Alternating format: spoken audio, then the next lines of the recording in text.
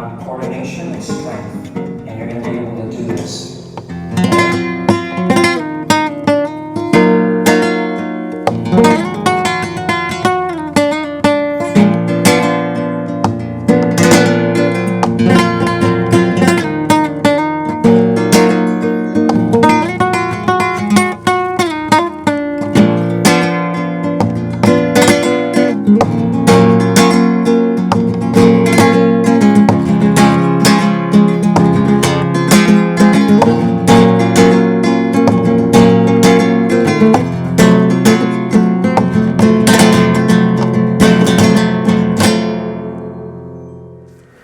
Welcome back, my yellow subscribers. I haven't made a video in a very long time, but I'm here to let you know that I've been working on planning a new series around learning some basics on guitar. My wife has a cousin, this is the backstory, and he's been really interested in guitar, so we were practicing on some weekends, and he was getting like a good distance on the guitar, practicing finger positions, strumming and all that. And I figured he's not always here. Maybe there's a way to make a type of lesson that he could refer to. So I figured there must be other people out there that might see an instrument intimidating, and sometimes I know from experience, you don't know where to go, and sometimes music classes are expensive. You don't know where to start. You don't know what type of guitar to get. You don't know how the strings work. It's not like the piano where there's keys. You can't really tell what you need to press.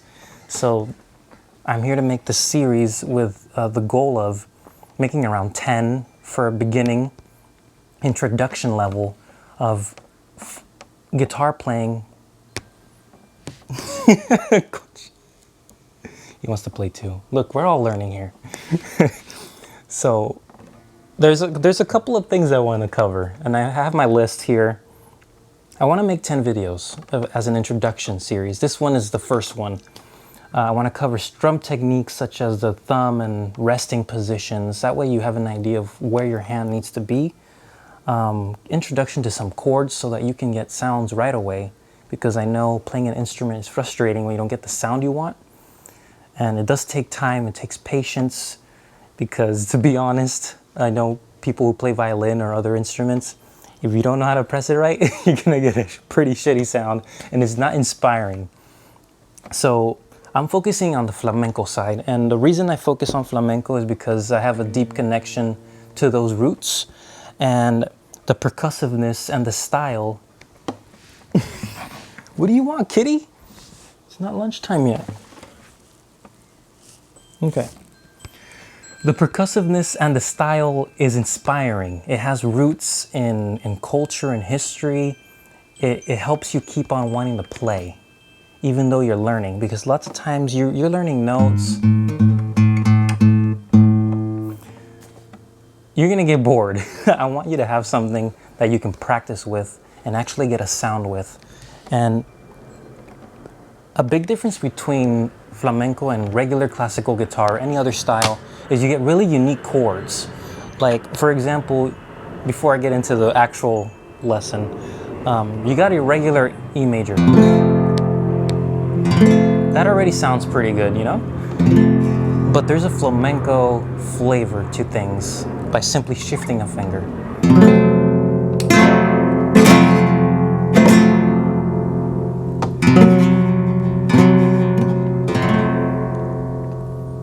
That sound is what keeps me hooked, and I know once we practice a couple of chord progressions, once you learn a little bit more, you'll be able to get that sound and you'll feel inspired to play even more. So let me finish up my quick summary. We're gonna do the cadencia andaluz, which is a very traditional cadence that a lot of songs are based off of, and it's perfect for learning, and you can build on it, play different techniques on it, add your own flavor to it. We're gonna do introduction to the cadence, the strum techniques, adding chords and decoration, which is a lot of what guitar playing is, in between chords, and picado. So we're gonna get pretty far. So it's my hope to make something interesting for you to watch. So let's get started. So I have for video 1, we're gonna talk about strumming technique, resting your thumb and their fingers so that you learn to play strings clearly. You want to hear the sound individually. You don't want it all muddy and all mixed up in there. And we're gonna do that around the E major flamenco chord, which is just like an E major, where you've got your string here. I'll put a diagram on this side here so you can see what that chord is. This is the standard E major, but we're gonna do the flamenco one. And I'll put that right there. So first, we want to be able to play strings individually. And to do that, in flamenco we have something called resting. If you're using these fingers, you're gonna rest your thumb on the very top string, the E string. That's your anchor point, so that you can strum or whatever you're doing. If you're using your thumb, which is what I'm gonna recommend you start with, you're gonna use your other fingers and you're gonna hook them on the very bottom E string, like this. You're gonna rest them, that's your anchor down there, so that you can now use your thumb freely.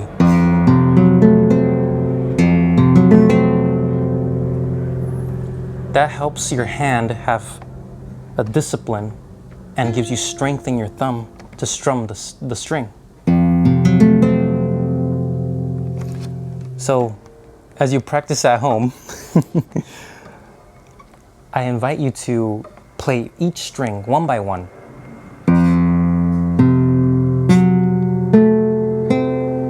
So that you hear each individual sound. And as you noticed, I actually did not press one of them right, which is why you practice this.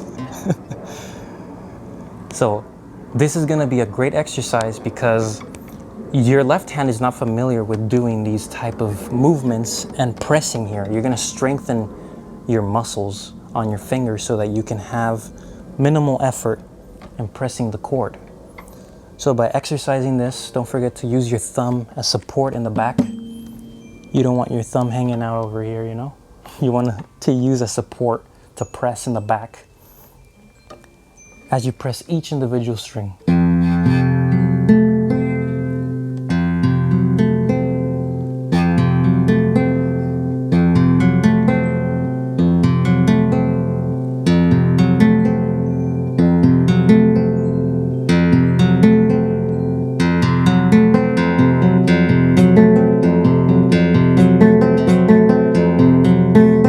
You can play with it, but the key here in this exercise is to play each string one by one, because you want to hear the sound. You don't want it to sound.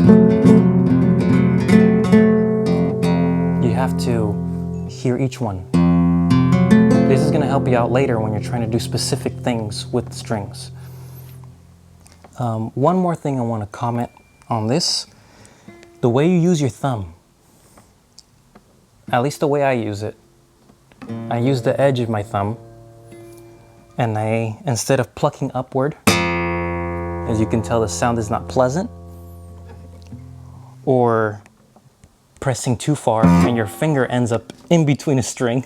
You want to, because you're resting, you're hooked down here on the anchor, you just want to, the moment you put pressure on one string, you're on the next one, and you're resting on the next one. That's the secret to this anchor position. That gives you strength and it gives you a clean sound. That one was not clean. There we go. So just as you're anchoring here, your thumb gets anchored on the next one before it even plays it. That gives you the flexibility of playing at different speeds. So as you saw, I can do it super slow at different volumes.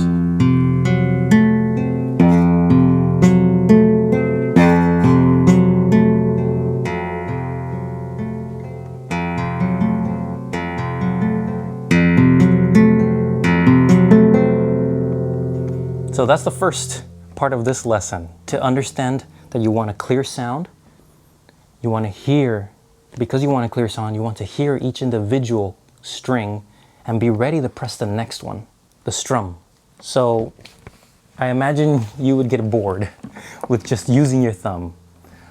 We're gonna work on that as we go through the videos. Your thumb is very important on playing a lot of things before we get into picado. But I do want to introduce a strum. It's not a complicated one, but it will make your playing more enjoyable. And it's based on your thumb. Like I said, the thumb is going to be key and beginning to get introduced into guitar. So just as you were playing each individual string, you're going to actually use your thumb in a lighter way now. So it sounds like this.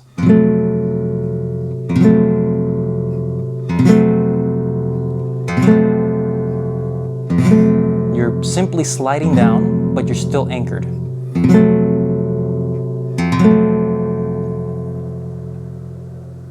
And the strum is pretty much going to be up and down movements of that sliding. And it's going to sound something like this.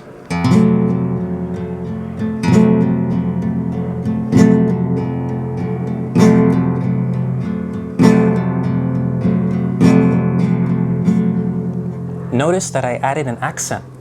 These are very important in music because you want to mark the time you're on. So the very first movement of the strum was with strength to give an accent in the bass. My other movements were up and down with my thumb as I was anchored, like this.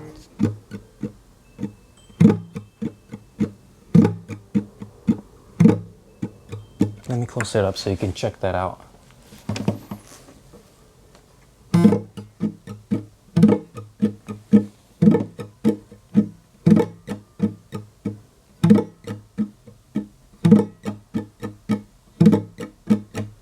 This is an excellent way of practicing chords and strums. Actually, strum patterns, I'm sorry. Strum patterns, you don't actually need to press a chord. If you want to practice the technique, you can just do this.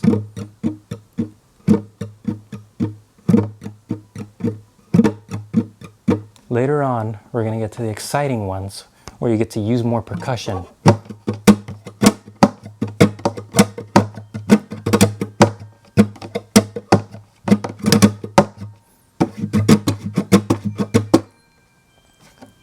This ends up being, in flamenco, part of your beat, part of the music, even though you're not hearing strings ring. So it's a good practice to have.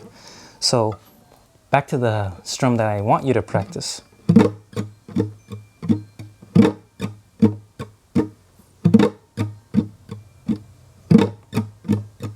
The very initial one, this one, is the accented one. And we can do that in different ways. We can do it just like this. We can make every single string ring a little bit more defined.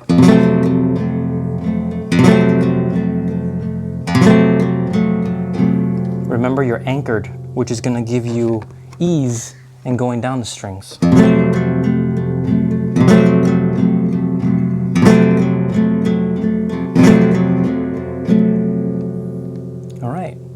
All right, so to finish up, if you practice playing the strings individually for clean sound, if you practice the simple thumb strum, you're well on your way to disciplining your fingers and your mind to getting used to these new movements of putting strength here and coordinating it with what you're doing with your right hand.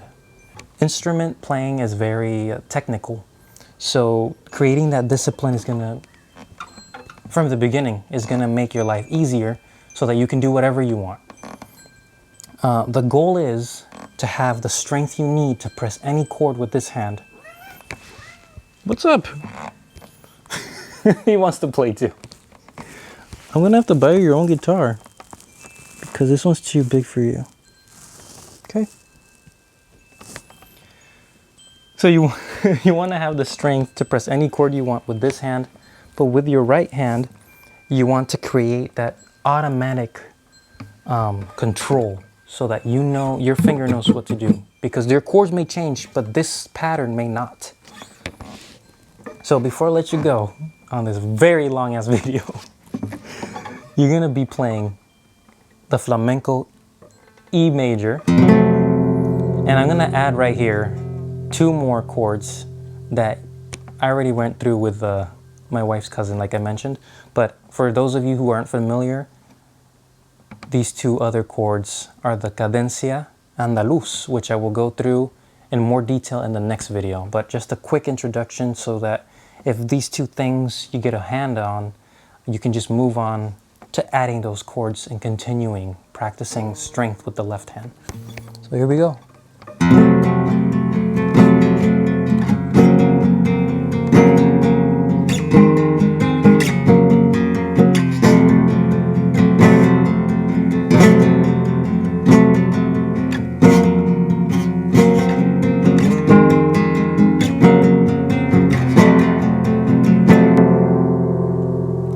All with a thumb. That's how simple I'm trying to, to make this sound to you. All you need to do is discipline your thumb and anchor. And on this hand, your goal is to strengthen. So you want coordination and strength, and you're gonna be able to do this. Later on, you'll be able to add all the different techniques you want, decorations, and maybe even make pieces that you want. So I hope you enjoyed this video. I will be making 9 more of these, labeled as the introductory series, and then we'll go from there. I'm not an expert by any means, but I have at least, it's been around 5 years of experience to get where I'm at right now. And playing an instrument isn't easy. It takes patience, it takes perseverance, not giving up, because there are times when I put this guitar down because I was unhappy with how far I had gone. But it's all about not giving up and continuing there, because one of those nights that you're practicing, it's gonna click. And then you're gonna have the freedom to play whatever you want. And that's the satisfaction that we get from playing any instrument. Being able to make those sounds, focus on the sound more than the technique at that point. That's where you want to be at in the end, where the technique you have down, it's automatic, just like the strum pattern, even though it looks complicated. That's automatic after you put your time in to practice this, so that you can focus on the sound you want to get. Once you get there, doesn't matter what you're doing here, because you're focusing on where you're going on here. This is where the magic happens. Thanks for watching.